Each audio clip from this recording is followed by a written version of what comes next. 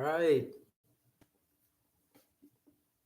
Hey, good morning, guys. I mean, good afternoon. At least good afternoon from over here.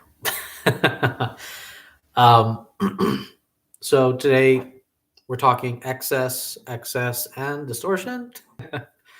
um, so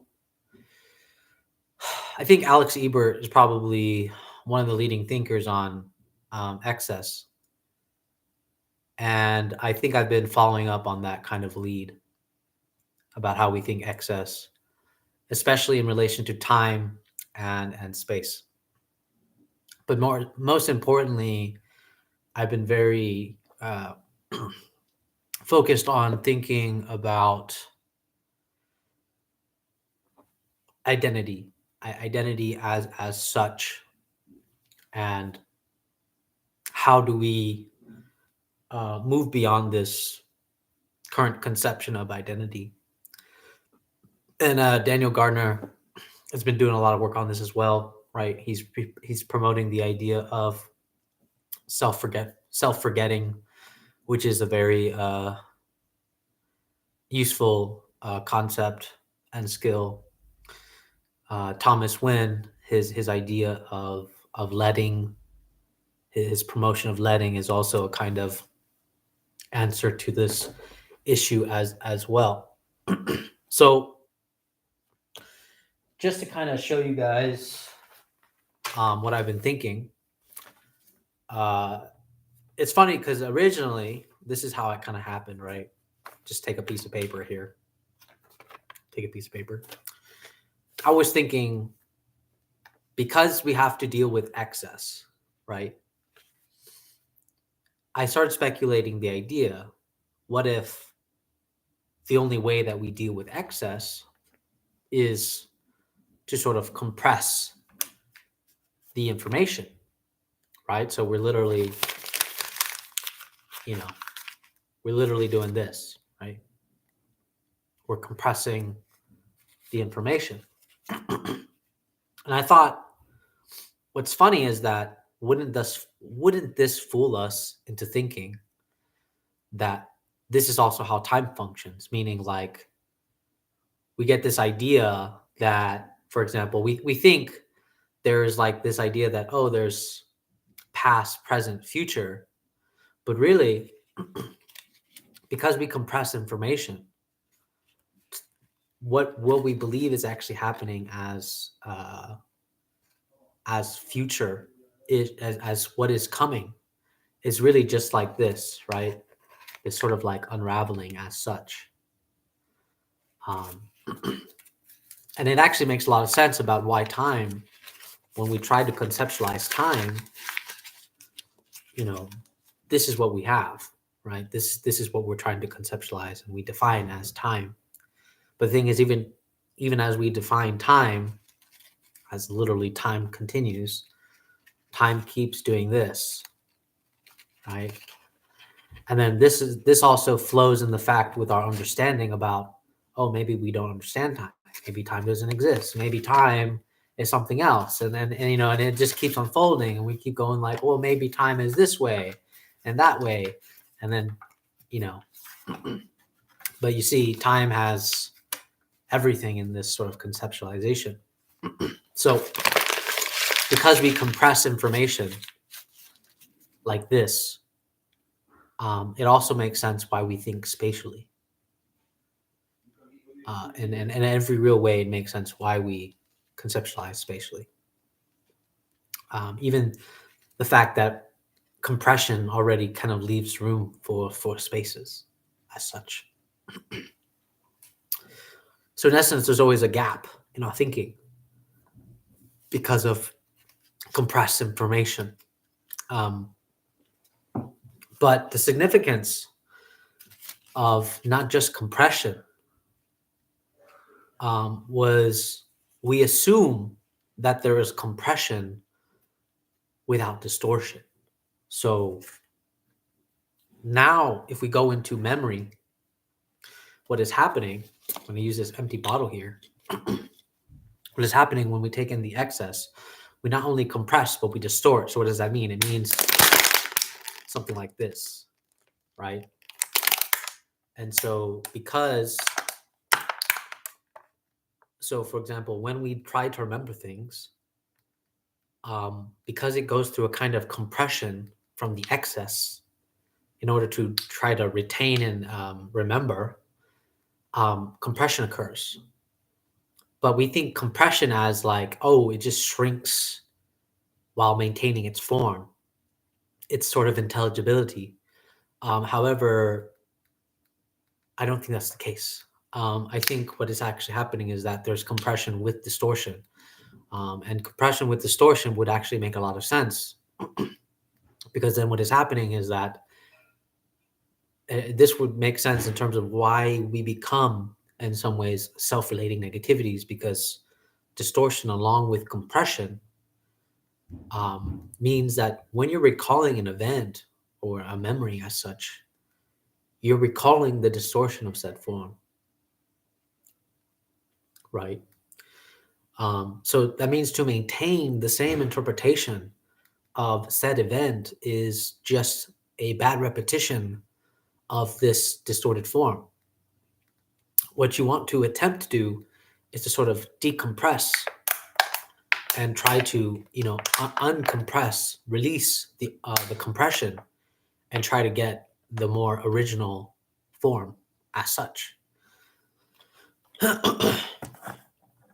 which is funny, because this is what a lot of philosophers have been trying to do, right? Trying to get at the thing in itself, right?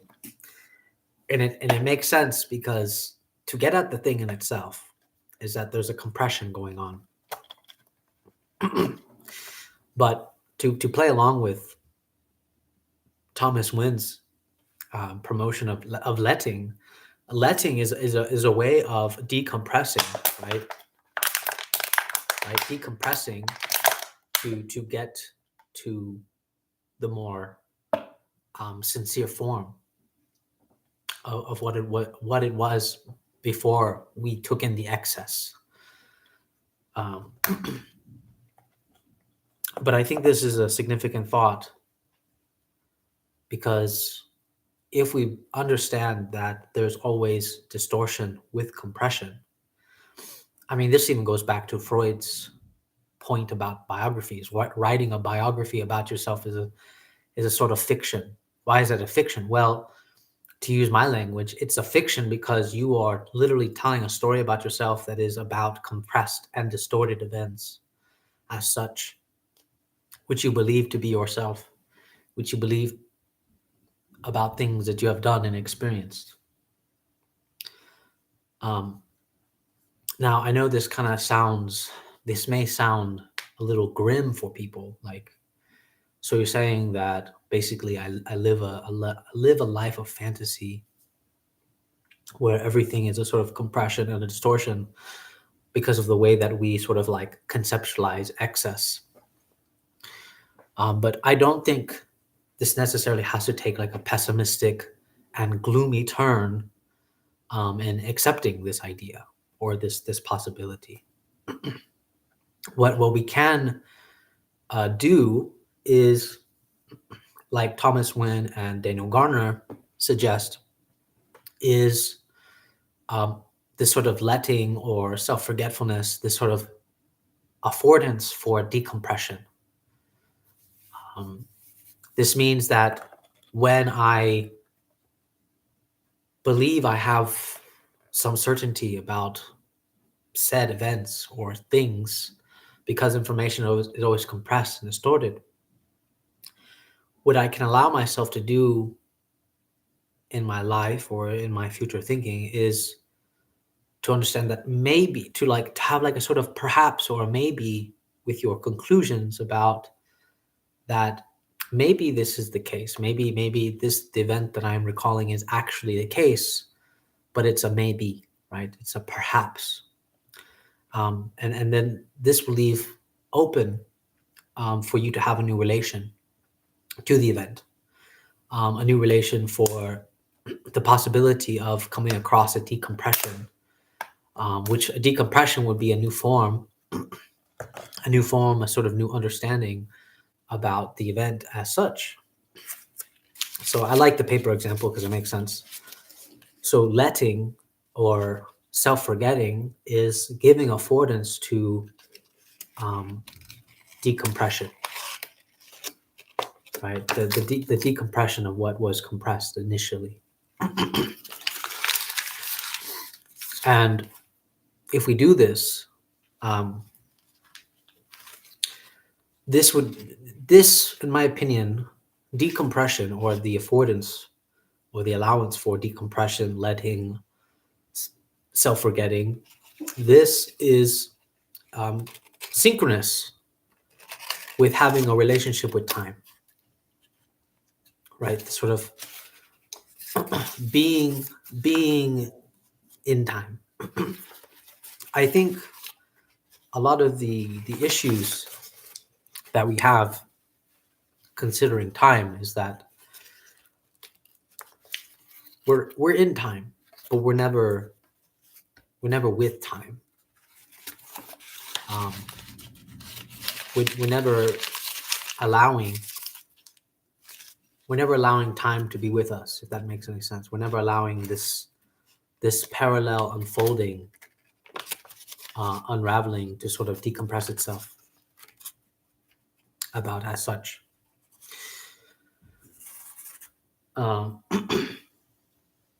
So this is, some of my thinking, because, a relationship to space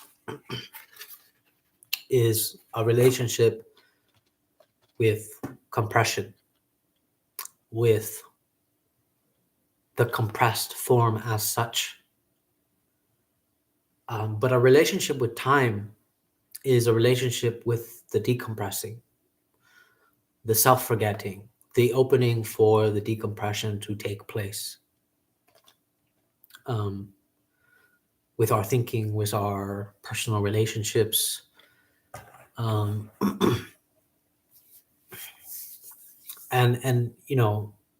I've been thinking about why would this, what if this is the case, right? If this is the case, why is this like a sort of thing that happens? Why can it be otherwise? Because I think there's something deep about this idea that we're here,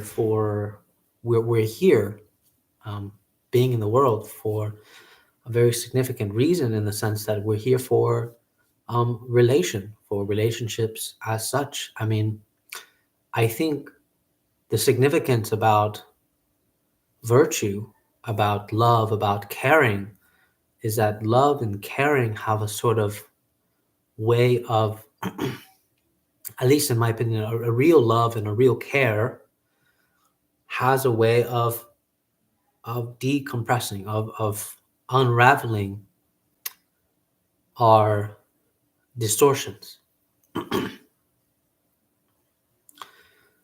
So there is something about that. There's something healing about that. So, and then the other thing is, I've been thinking a lot about between thinking and imagination, which I know that we've done on the net with Daniel Gardner.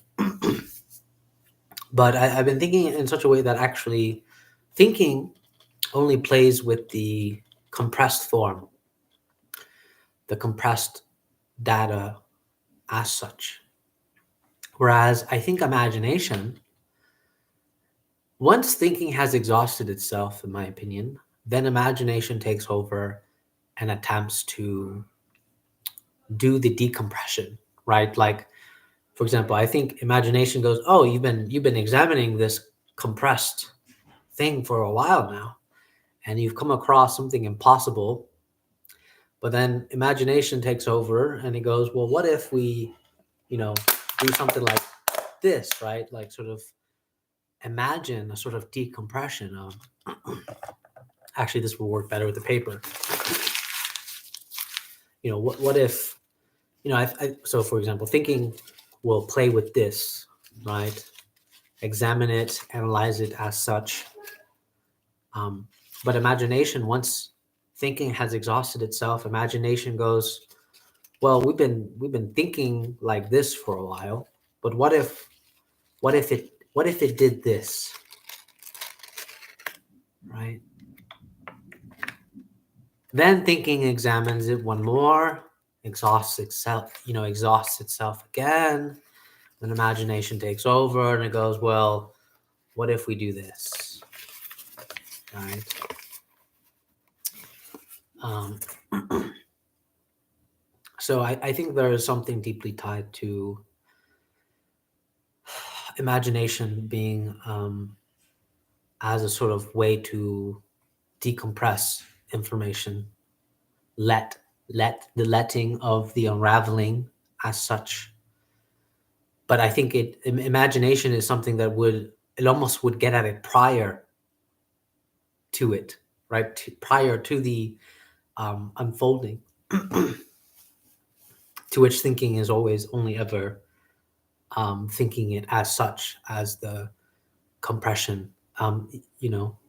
So it's almost like imagination is very futural in a sense, whereas thinking is about what is at hand, what is present, and sort of manipulating and analyzing that. And I think and so in that case, I think thinking is very much tied to our relations of space, which makes sense because thinking is very spatial in its the way it functions. But imagination is what gets at an unfolding, the possibility of an unfolding, the entertaining of an unfolding, the passion for the unfolding. So it it gets at this in a more clear fashion. Of course, it's very hard to pinpoint it down, this sort of interplay and collapse and overlap between the two. Um, but I think typically a sign is when thinking has exhausted itself into a sort of impossibility, then imagination sort of takes over. Of course, that sounds very sequentially, but I think fundamentally it would be hard to actually pinpoint when this occurs. Um, but I want to say that typically it's associated with a limit, and only imagination can take you beyond that limit or entertain what is beyond that limit as such. Which that means that what thinking what thinking portrays as impossible, imagination only takes it as what is more possible. Um, so I think if we start considering uh, thinking as that which only plays within a certain confine, a very space as such, whereas imagination, so to speak, in very mundane and conventional term, thinks outside the box, right? Thinks outside the box, which means it's not when thinking thinks what is impossible, imagination only sees it as what that which is more possible. Okay, yeah. Yeah, I think I've exhausted that topic actually. Um, Eventually, I will tie. I mean, I think you guys will kind of get the hints about how I would tie this into event and experience. A sort of dichotomy that I've overlapped in my thinking between event and experience. But I actually think the reason why you cannot rely on your experiences is because of that compression, distortion happening. But the reason why there's always sort of like a redeemable kind of redemption provoked within us is that actually a good repetition, because I didn't talk about this, a good repetition would be actually the forwarding attempt to consistently try to decompress what is compressed.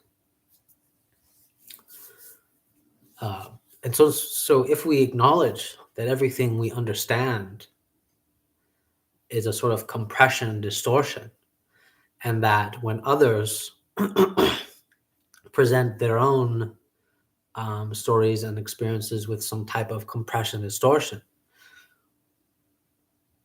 I would say that the role of intersubjectivity, caring, love, so on, is that we literally, in a sort of metaphorical way, we shape each other. We decompress the other. We help the other unravel as such, which it does take a kind of self-forgetting to begin to initiate that process. And it does take, as to go with Thomas Winn's example, it does take to embrace a kind of letting, to allow this affordance of a decompression, of allowing the form to unravel itself. Which the fundamental feature of this is what, Martin Buber has always argued for, which is relation. It's not about extraction, because extraction makes us fall into a kind of fallacy of pride, where we think we know, but really all that we know is the compression as it is, the distortion that comes with that compression. So yeah, hope you guys enjoyed the video. Yeah, let me know if you guys have any questions. This is a pretty fresh idea for me. I've also really begun to acknowledge that I'm very close to Henry Bergson and his thinking without really having too much engaged with Henry Bergson. So I'm really surprised that I'm kind of like very much aligned in his thinking. It makes sense though, because Muhammad Iqbal was like one of my favorite Islamic philosophers, and he adored Henry Bergson. So it kind of would make sense that I sort of picked up some of these kind of things, maybe even unconsciously, via Muhammad Iqbal, which I actually strongly believe, now that Daniel has pushed out the counter Enlightenment thinking as Henry Bergson, I actually strongly believe that Muhammad Iqbal is one of the Islamic counter Enlightenment thinkers that has not really been paid attention to as much at all, which would be another sort of symptom of what has been happening. So yeah, all right. Hope you guys take care. Bye.